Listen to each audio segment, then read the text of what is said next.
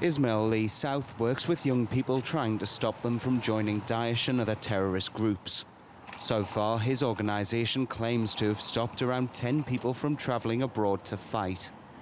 But Smith believes the number of people who've successfully made the journey remains high. In my estimation, I would not be surprised if it's over around 40 to 50. That's just to Syria. And then I would maybe then to Somalia to join Al-Shabaab. You're talking another 40, 50. And then some have gone to Libya as well, and that's another 30. So I would say to join foreign forces abroad, I would say there's around 150 from Manchester. The 22-year-old man behind the Manchester Arena bombing was known to have travelled to Libya, but it's unclear if he was there to fight or if he was radicalised there.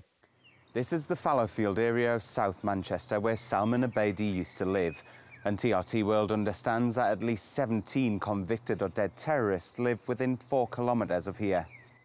Raphael Hosti, who lived less than 2 kilometres from Abedi, left his home in Moss Side to join Daesh in 2013.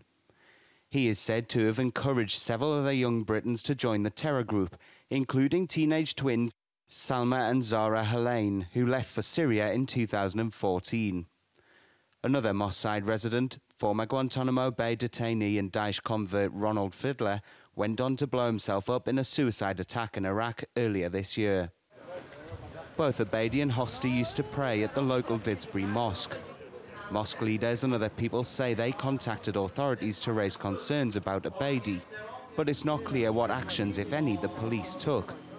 Some fear that extremist online material is influencing young people to embrace terrorist sympathies. But a United Nations de-radicalisation advisor says that geography and peer groups also play a role.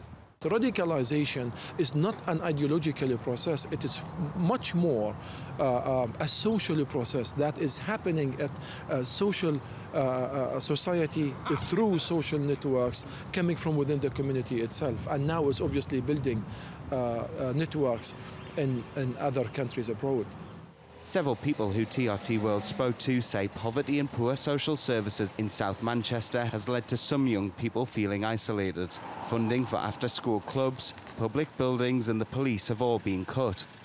Opposition political parties say the current government programme to prevent radicalisation is failing and more needs to be done to counter the threat of extremism. Oliver Whitfield-Miocic, TRT World, Manchester.